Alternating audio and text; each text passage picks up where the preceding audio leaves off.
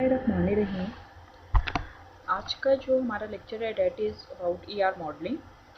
जो previous lecture था उसमें हमने कुछ कॉन्सेप्ट्स पढ़े थे ईआर मॉडल के।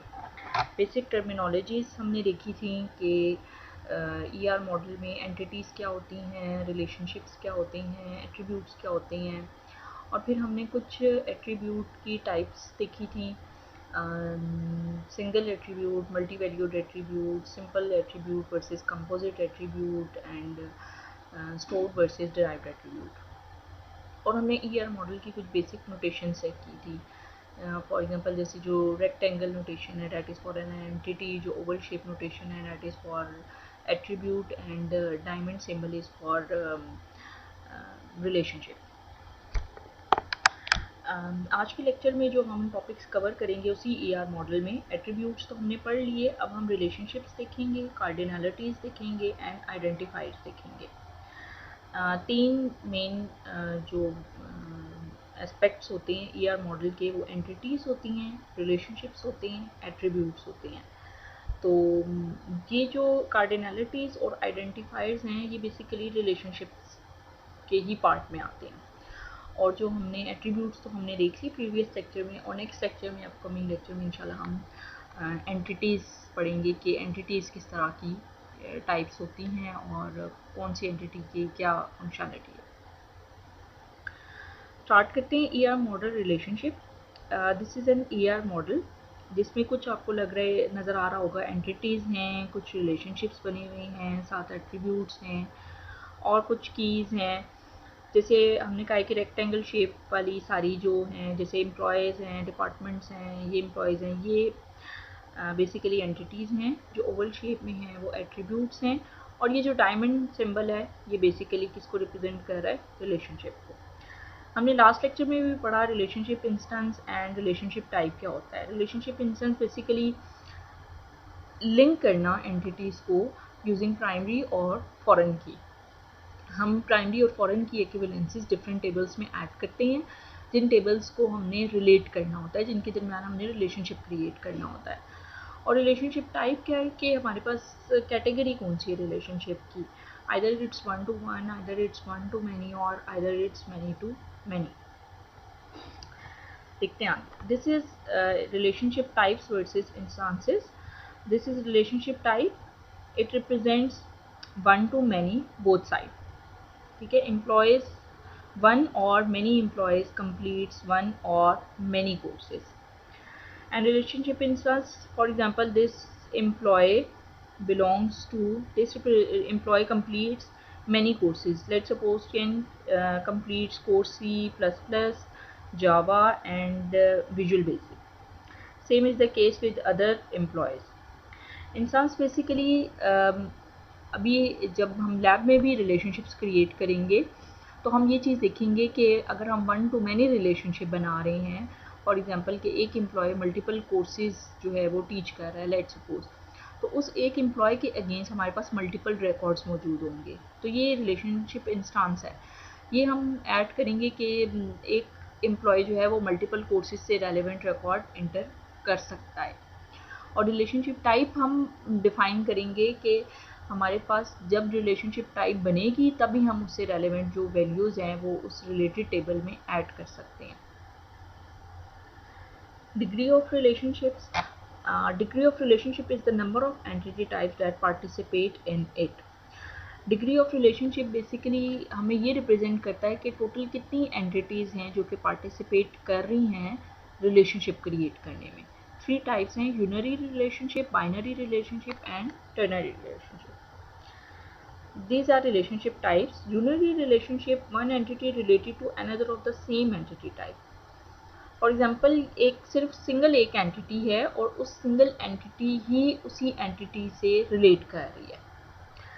जो बाइनरी एंटिटी है उसमें बेसिकली टू एंटिटीज़ इन्वॉल्व हैं, टू डिफरेंट एंटिटीज़ जो हैं वो आपस में रिलेट कर रही हैं। इसमें एक सिंगल एंटिटी है और वही सिंगल एंटिटी उसी एंटिटी के साथ रिलेट कर रही है। बाइनरी में दो डिफरेंट एंटिटीज़ हैं और वो आपस में कोई ना कोई रिलेशन है उनका।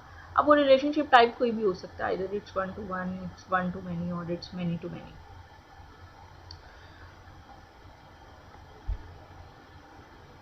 जो टर्नरी रिलेशनशिप है उसमें entities of 3 different types related to each other. अब यहाँ पर 3 डिफरेंट एंटिटीज़ हैं, उनकी डिफरेंट टाइप है, डिफरेंट एंटिटीज़ हैं और वो तीनों आपस में लिंक कर रही हैं, तो that is the ternary relationship. These are the examples. Unary relationship, for example, one person married to person. Employee manages employees. Team stands after team. ये डिफरेंट अब देखें रिलेशनशिप की टाइप्स है। 1 to 1 रिलेशनशिप है, 1 person is married to 1 person. 1 to many relationship है, 1 employee manages multiple employees.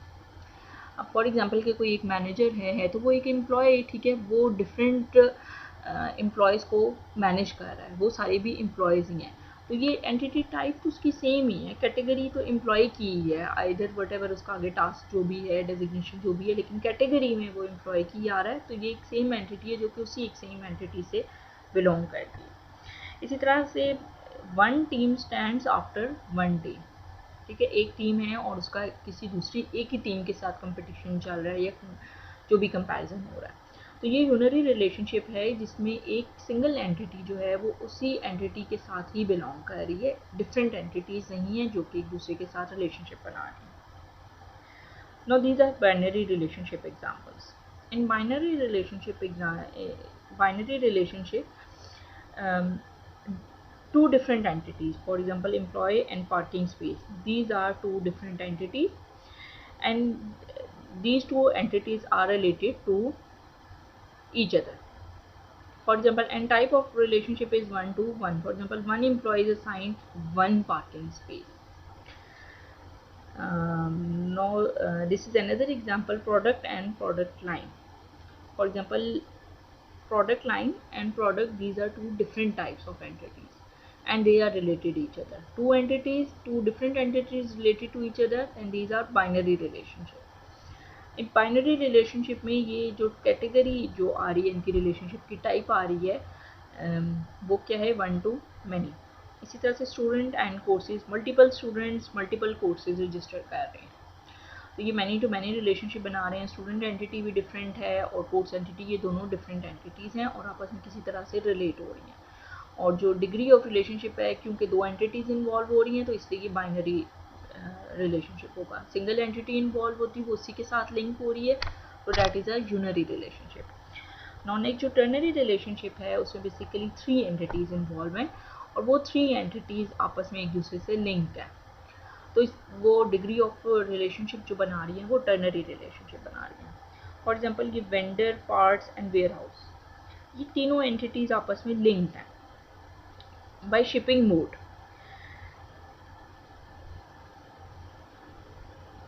Vendor, parts and warehouse, ये तीनों आपस में एक दूसरे से x equal to Y, Y equal to G, so x belongs to G, ये वो वाला रिलेशनशिप है कि तीनों एंटिटीज़ आपस में एक दूसरे से लिंक्ड हैं और एक की वैल्यू एक में ऐड करेंगे तो दूसरे में अपडेट ज़रूर होगी value. Now come towards the connectivity of relationship. जैसे भी हमने पीछे पढ़ा है कि जो डिग्री ऑफ रिलेशनशिप है वो 3 टाइप्स की हैं और कनेक्टिविटी भी 3 टाइप्स की हैं। कनेक्टिविटी हमने जैसे अभी पढ़ा है कि वो 2 डिफरेंट एंटिटीज़ अगर आपस में कनेक्ट हैं या सिंगल एंटिटी उसी सेम एंटिटी के साथ कनेक्ट है और रिलेशनशिप बना रही है, या 3 एंटिटीज़ आपस में एक दूसरे के साथ रिलेशनशिप बना रही हैं, तो वो उनकी कनेक्टिविटी किस टाइप की है, either it's 1 to 1 relationship, 1 to many और many to many। ये हमारे पास 1 to 1 and 1 to many relationship है। 1 to 1 में A और B ये 2 टेबल्स हैं, इन दोनों टेबल्स में एक A1 जस्ट B1 से रिलेट कर रहा है, A2 जस्ट B2 से।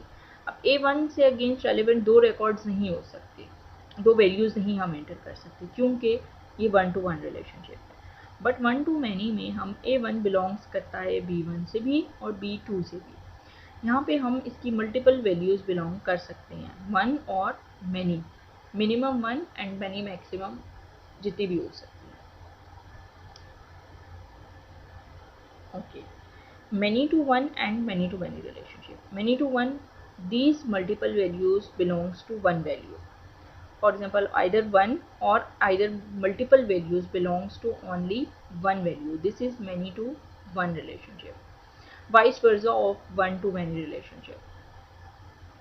And many to many relationship represents this A1 belongs to B1 and this A1 also belongs to B2, and multiple relationship, many this A2 belongs to B1 and then this A3 belongs to B3, A4 belongs to B3, many relationship. Many to many means multiple A values and multiple B values आपस में linked कर रहे हैं. Okay, next, cardinalities of relationship. The cardinality of relationship is the number of instances of entity B that can be associated with entity A. Cardinality limits are usually derived from the organization's policy or external constraints. Minimum cardinality and maximum cardinality represents 0 or this line. Cardinality basically represent करती है कि number of instances कितने हैं जो कि associate हो रहे हैं किसी भी entity के साथ. For example, A और B entity है, हम कहते हैं one to many relationship है, तो हम कहेंगे कि सिर्फ और सिर्फ लेट सपोज ए एंटिटी का सिर्फ एक वैल्यू ही दूसरी एंटिटी की मल्टीपल वैल्यूज़ के साथ हो सकती है रिलेट. और अगर हम मैनी टू वन रिलेशनशिप देखें तो उसमें ए की मल्टीपल वैल्यूज़ एंटिटी ए की बी की सिंगल वैल्यू के साथ रिप्रेजेंट होंगे. फॉर एग्जांपल हम ये देखते हैं, a video store may stock more than one video tapes for each movie. This is one to many relationship. For example, one movie stock as multiple video tapes. A video store may stock more than one video tape for each movie. एक single movie है और उसको stock किया गया multiple video tapes में, तो ये one to many है. मूवी जो है उसका जब हम रिकॉर्ड टेबल में इंटर करेंगे, एंटिटी में हम रिकॉर्ड इंटर करेंगे, तो वो मूवी का एक सिंगल रिकॉर्ड होगा, सिंगल रिकॉर्ड. और उसके अगेंस्ट जो वीडियो टेप्स का रिकॉर्ड होगा कि फॉर एग्जांपल 10 वीडियो टेप्स के ऊपर वो मूवी जो है वो स्टॉक की गई है. तो इसका मतलब है कि मूवी एक सिंगल मूवी है और उसको 10 जो वीडियो टेप्स हैं उसके ऊपर उसको टेप किया गया. अब हमारे पास कुछ मिनिमम कार्डिनलिटीज़ होती हैं और कुछ हमारे पास मैक्सिमम कार्डिनलिटीज़ है. Minimum cardinality, the minimum cardinality of relationship is the minimum number of instances of an entity B that may be associated with each instance of an entity A. In our example, the minimum number of video tapes of the movie is 0. Entity B is an optional participant in is talked as relationship. This is signified by a symbol 0 through the arrow near the videotape entity. Minimum cardinality आपके पास 0 है. Minimum cardinality, अब इसमें जो minimum cardinality है इस example में वो 0 है. या तो कोई भी मूवी जो है वो जो मूवी है वो किसी भी वीडियो में टेप नहीं हुई होगी. This is minimum instance. Minimum value क्या हो सकती है कि उसकी कोई भी वैल्यू या 0 हो सकती है या फिर उसकी वैल्यू ग्रेटर हो सकती है इससे. तो 0 is basically the minimum cardinality. Maximum cardinality को आप स्पेसिफाई करते हैं that is greater than 1. is the maximum number of instances of an entity B that may be associated with each instance of entity A. In the following figure, the maximum cardinality of videotape entity type is many. Many जो है वो greater than 0 हो सकता है, greater than 1 होगा. जो minimum है that is 0 और जो maximum है that is greater than 1. अब वो maximum की वैल्यू हमने लिमिट कोई भी नहीं रखी, वो maximum greater than 1 कोई भी वैल्यू हो सकती है. अब यहाँ पर ये आपके पास एक मैंडेटरी कार्डिनलिटीज़ हैं. For example, a patient has patient history. For example, one patient has multiple patient history, one और मल्टीपल हिस्ट्री. इसका मतलब है कि यहाँ पे ये जो डबल लाइन वन है इसका मतलब है कि वन पेशेंट ज़रूर होना चाहिए, वन मस्ट है. और यहाँ पर ये जो मैनी वाले में this arrow represents many symbol. This line represents one value, one or many. अगर यहाँ पे 0 हो तो इसका मतलब है कि 0 और मैनी, लेकिन यहाँ पे मिनिमम 1 ज़रूर होना चाहिए और मैक्सिमम कोई भी वैल्यू हो सकती है। और इस साइड पे आप देखें जो पेशेंट वाली एंटिटी है, इस साइड पे मिनिमम वैल्यू 1 होना ज़रूरी है। अब ये यहाँ पे एग्जांपल दी हुई है, मार्क का एक विजिट है, ठीक है, एक वैल्यू भी हो सकती है और ज़्यादा वैल्यू भी है। जैसे लेट सपोज ये सारा है, इसके 2 विजिट्स हैं, इसकी पेशेंट हिस्ट्री 2 है, विजिट 1 एंड विजिट 2, तो इसका मतलब है मिनिमम 1 एंड मैक्सिमम कोई भी वैल्यू हो सकती है। मैक्सिमम 1 का मतलब है कि मैक्सिमम का मतलब ये है कि ग्रेटर देन 1। ये आपके पास कुछ और कार्डिनलिटीज़ हैं। दिस रिप्रेजेंट्स मैंडेटरी 1, जैसे मैंने आपको पीछे बताया कि डबल लाइन है तो इसका मतलब है कि 1 वैल्यू मस्ट होगी, इसका मतलब है 1 पेशेंट की हिस्ट्री मस्ट है। और यहाँ पे जब अगर 0 साथ आ गया और एक सिंगल लाइन है तो इसका मतलब है कि 0 भी हो सकता है और 1 भी हो सकता है। मिनिमम वैल्यू 0 है एंड मैक्सिमम वैल्यू जो है वो 1। इसका मतलब है कि ऑप्शन है 0 भी हो सकता है और 1 भी हो सकता है। ये वाली वैल्यू 0 भी हो सकता है और 1 भी हो सकता है। मैंडेटरी मैनी 1 लाजमी होगा और मैनी हो सकती हैं।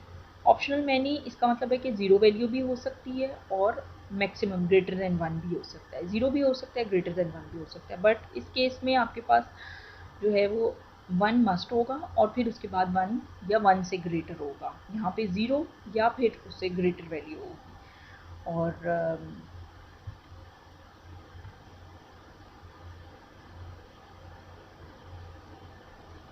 ये देखिए, ये यहाँ पे एक ER मॉडल बना हुआ है, इसमें कुछ एंटिटीज़ हैं और रिलेशनशिप्स हैं और साथ उनकी कार्डिनलिटीज रिप्रेजेंट है। This represents mandatory man 1, this represents mandatory many, this represents optional 1 and this represent optional many. Optional 1 and optional many 0 के साथ आएगा। जहाँ पे आपके पास 0 है तो इसका मतलब है कि ऑप्शन है आपके पास 0 होगा या फिर आपके पास मैनी होगा, 0 होगा या फिर आपके पास 1 होगा। लेकिन अगर आपके पास मैंडेटरी आ जाता है 1 और मैंडेटरी मैनी, तो इसका मतलब है कि आपके पास 0 वैल्यू वहाँ पर नहीं हो सकती।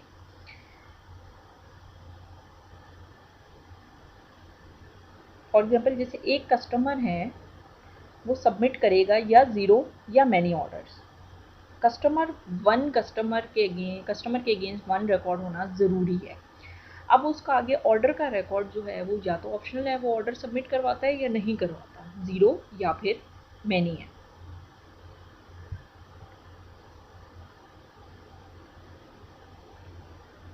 नेक्स्ट जो है वो आइडेंटिफायर्स हैं। आइडेंटिफायर्स बेसिकली आपके पास कीज़ होती हैं। An attribute or combination of attributes that uniquely identifies individual instances of an entity type. जो आइडेंटिफायर है उसको हम की भी बोलते हैं। ऐसी की जो कि बेसिकली यूनिक रिप्रेजेंटेशन दे। जैसे मैंने आपको प्रीवियस लेक्चर में भी बताया है कि अगर आप एक स्टूडेंट की एंटिटी बना रहे हैं तो उसमें जो यूनिक एट्रीब्यूट होगा, यूनिक एट्रीब्यूट है वो कौन सा है, जो कि उस टेबल का यूनिक रिकॉर्ड होगा, वो उसका रजिस्ट्रेशन नंबर है। तो इसी तरह से जो आइडेंटिफायर है वो बेसिकली यूनिक, अब ज़रूरी नहीं है कि ये आइडेंटिफायर कोई एक ही की हो, ये कॉम्बिनेशन में भी हो सकती है, 2 एट्रीब्यूट्स भी हो सकते हैं, 3 एट्रीब्यूट्स भी हो सकते हैं, बट वो यूनिक रिप्रेजेंटेशन जो है वो शो करेंगे एंटिटी में। Simple identifier versus composite identifier. Simple identifier में एक सिंगल एट्रीब्यूट है, फॉर एग्जांपल रजिस्ट्रेशन नंबर है, ये जो रजिस्ट्रेशन नंबर है ये एक यूनिक आइडेंटिफिकेशन है, तो ये सिंपल आइडेंटिफायर है। कंपोजिट आइडेंटिफायर क्या होगा कि जो कि 2 एट्रीब्यूट से मिल के एक आइडेंटिफायर बन रहा है। फॉर एग्जांपल हम कहते हैं कि जो उसकी रजिस्ट्रेशन नंबर है स्टूडेंट का और जो रजिस्ट्रेशन और कोर्स नंबर है वो बेसिकली मिल के यूनिक आइडेंटिफिकेशन शो करेंगे, तो वो कंपोजिट आइडेंटिफायर है। Next is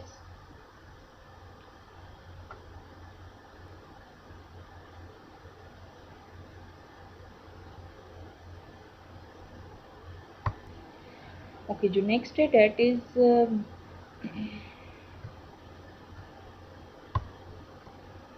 candidate identifier. Candidate identifier, an attribute that could be an identifier, satisfy the requirement of being an identifier. For example कि आपने देखा है कि जिसको हम बेसिकली सेकेंडरी की भी बोलते हैं, जो कि इन सर्च अलॉन्ग विद, जैसे आपका जब रिज़ल्ट आता है तो लेट सपोज कि फेडरल बोर्ड का रिज़ल्ट आया है तो उसमें वो एक रोल नंबर के साथ सर्च करते हैं। तो रोल नंबर क्या है, बेसिकली यूनिक आइडेंटिफायर है। और साथ ही उसके जो है स्टूडेंट नेम के साथ भी सर्च करते हैं। तो स्टूडेंट नेम क्या है, वो एक कैंडिडेट आइडेंटिफायर है जो कि एक आइडेंटिफायर बन सकता है, जो कि रिक्वायरमेंट पूरी कर रहा है कि आइडेंटिफायर उसने बनना है। बट उसकी कुछ रिक्वायरमेंट्स हैं कि वो बहुत ज़्यादा यूनिक उस तरह से नहीं है जिस तरह से एक सिंपल एट्रीब्यूट होता है जो कि हम प्राइमरी की सेट करते हैं। Candidate identifier along with identifier use होता है, जो कि इटसेल्फ यूनिक आइडेंटिफिकेशन है, बट वो यूज़ सेकेंडरी तौर पर होता है, प्राइमरी तौर पर नहीं होता। अभी हम एग्जांपल देखते हैं। ये आपके पास जैसे एक एंटिटी है स्टूडेंट की, जो कि रेक्टेंगल से रिप्रेजेंट है ये, और ये इसके तीन एट्रीब्यूट्स हैं, student ID, student name and other attributes. अब इनमें सबसे यूनिक रिप्रेजेंटेशन किसकी है, स्टूडेंट आईडी की। जैसे मैंने आपको कहा है आपके रजिस्ट्रेशन नंबर की, तो इसका मतलब है कि ये स्टूडेंट आईडी जो है ये आइडेंटिफायर है, और ये सिंपल आइडेंटिफायर है, इसलिए इसको सिंपल अंडरलाइन, जो भी आपके पास एट्रीब्यूट अंडरलाइन होगा इसका मतलब है कि वो आइडेंटिफायर है, वो सिंपल आइडेंटिफायर है। ये सिंपल आइडेंटिफायर क्यों है, हमने दो टाइप्स देखी है ना पीछे के, एक सिंपल और एक कंपोजिट आइडेंटिफायर। ये सिंपल आइडेंटिफायर है क्योंकि ये किसी दो और एट्रीब्यूट से मिलकर नहीं बन रहा, ये एक सिंपल आइडेंटिफायर है और हमेशा आइडेंटिफायर अंडरलाइन होगा। This is composite identifier. Composite identifier में क्या है कि अब ये एट्रीब्यूट है फ्लाइट आईडी, ये अंडरलाइन है, यही हमें बता रहा है कि ये आइडेंटिफायर है, ठीक है, क्योंकि ये यूनिक रिप्रेजेंटेशन है। लेकिन ये फ्लाइट आईडी दो चीज़ों से मिलके बन रहा है, एक फ्लाइट नंबर और एक डेट से। तो इसका मतलब है कि ये कौन सा आइडेंटिफायर है, कंपोजिट आइडेंटिफायर है। यूनिक रिप्रेजेंटेशन है, but this unique representation comes from two different attributes, ठीक है, कि दो डिफरेंट एट्रीब्यूट्स हैं, उन दोनों डिफरेंट एट्रीब्यूट्स के रिकॉर्ड से मिलके ये एक यूनिक आइडेंटिफायर बन रहा है, जो कि क्या है, फ्लाइट आईडी के नाम से। सिंपल आइडेंटिफायर जो कि सिंपल एक जो है वो एटॉमिक आइडेंटिफायर है, वो किसी से मिलके नहीं बना हुआ। कंपोजिट आइडेंटिफायर मल्टीपल एट्रीब्यूट से मिलके कोई एक आइडेंटिफायर बनता है। And this identifier is composed of two subparts, flight number and date. Flight ID is an identifier and identifier is always underlined, और ये दो आइडेंटिफायर से मिलके बना है, एट्रीब्यूट से मिलके बना है, फ्लाइट नंबर एंड डेट। ये कुछ करेक्टरिस्टिक्स हैं जो कि आइडेंटिफायर के होने चाहिए। Will not change in value, कि ये यूनिक वैल्यू है और इसमें वैल्यू चेंज नहीं होगी। विल नॉट बी नल, ये कभी भी जो आइडेंटिफायर है जो यूनिक प्राइमरी की है वो कभी भी नल नहीं होगी।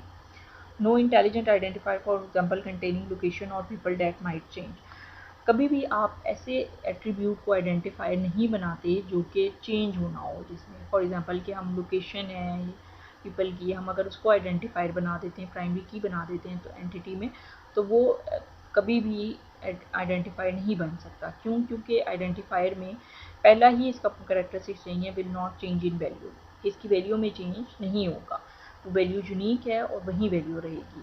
अगर हम किसी लोकेशन को ऐड कर देते हैं तो इसका मतलब है कि वो आइडेंटिफायर नहीं बन सकता।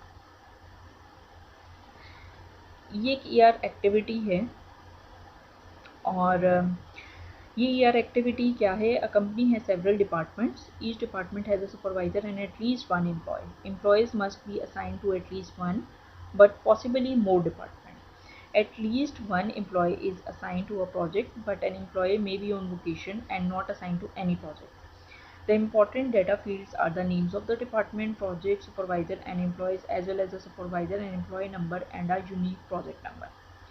ये ईआर एक्टिविटी है जो कि एक कंपनी की है, जिसमें डिफरेंट डिपार्टमेंट्स हैं, सुपरवाइज़र है, एम्प्लॉयज़ हैं और प्रोजेक्ट है। आपने इस ईआर एक्टिविटी को ड्रॉ करना है, ईआर मॉडल बनाना है इसका, और आपने इसका ईआर मॉडल रिप्रेजेंट उसमें क्या करना है, आपने एंटिटीज़ रिप्रेजेंट करनी है, आपने एट्रीब्यूट्स रिप्रेजेंट करनी है, और आपने उसमें रिलेशनशिप्स और कार्डिनलिटीज़ रिप्रेजेंट करनी है। ये जो इस पूरे लेक्चर में हमने पढ़ा है, आपने ये सारा इस ईआर एक्टिविटी के ऊपर इम्प्लीमेंट करना है। और एक छोटा सा मॉडल है जो कि आपने ईआर मॉडल बनाना है। आपने पहले एंटिटीज़ बनानी है और एंटिटीज़ के साथ एट्रीब्यूट्स बनाने हैं, उसके बाद आपने पढ़ के इनके दरमियान रिलेशनशिप बनाना है। फॉर एग्जांपल जैसे लिखा है कि each department has a supervisor and at least one employ.